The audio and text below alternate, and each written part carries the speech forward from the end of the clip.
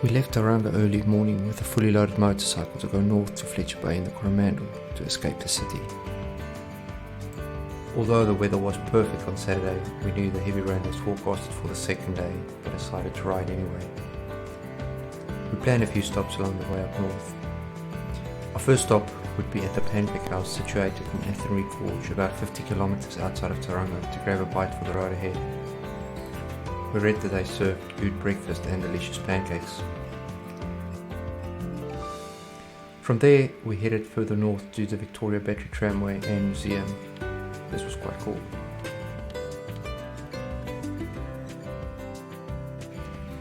Further along, the road took us through Paeroa to Thames, a town southwest of the Coromandel peninsula, where we stopped to take a gold mine tour at the Thames Goldmine. This was grand. This mine produced over 102,353 ounces of bullion, and it was also known as the Otautu.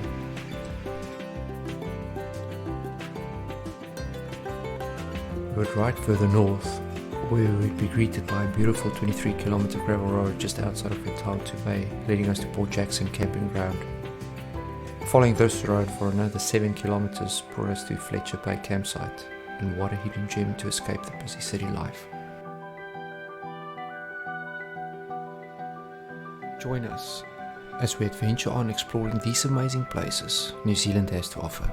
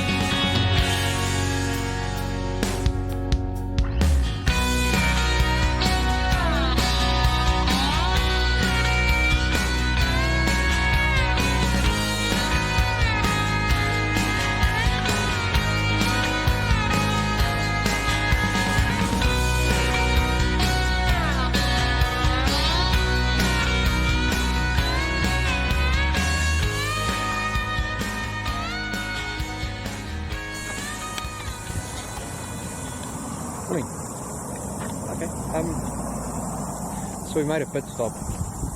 The place is called Athenree Lavender Holiday Park. Seems quite cool. They've got a pancake house here, and we decided to just take a quick break here, fuel up, and well, what I mean by fuel up is just grab something to eat. Time is now about 10 in the morning, so and then from here we'll head down. There's an old tram station, I believe, not too far from here, and we'll see what's cooking there. But yeah, as you can see, there's Pancake house, and yeah, I'm gonna grab a bite to eat, and we'll see you soon. See ya, bye.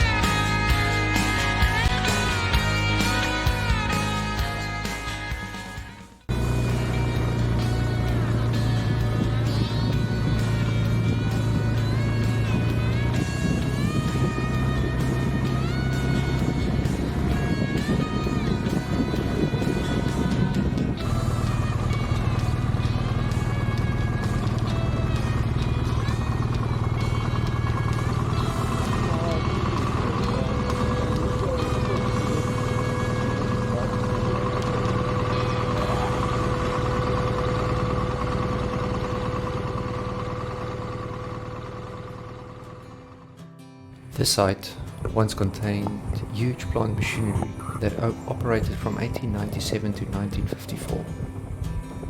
It was the largest quartz ore processing plant in Australasia and one of the biggest industrial sites in New Zealand in the early 1900s.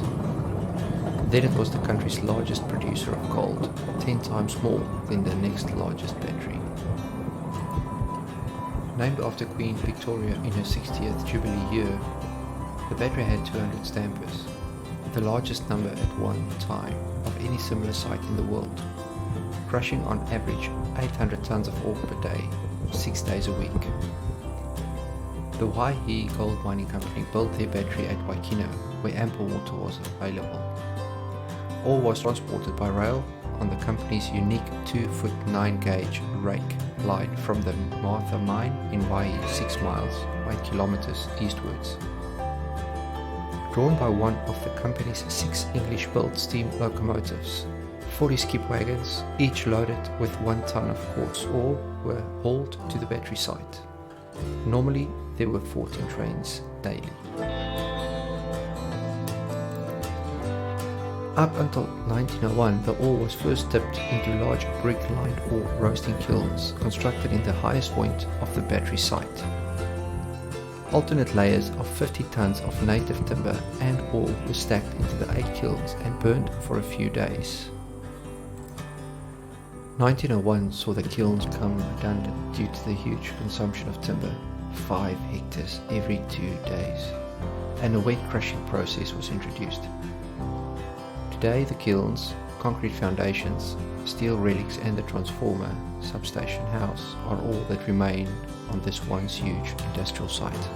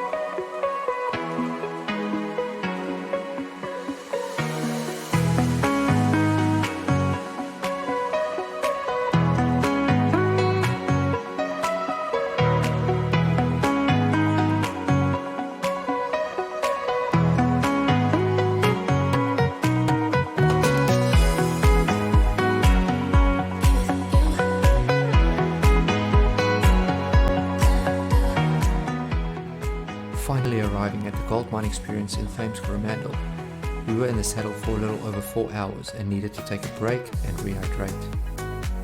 Stay tuned for part 2 of this epic adventure where we will share our gold mine experience with you. Thanks for watching, and please don't forget to hit that like and subscribe button.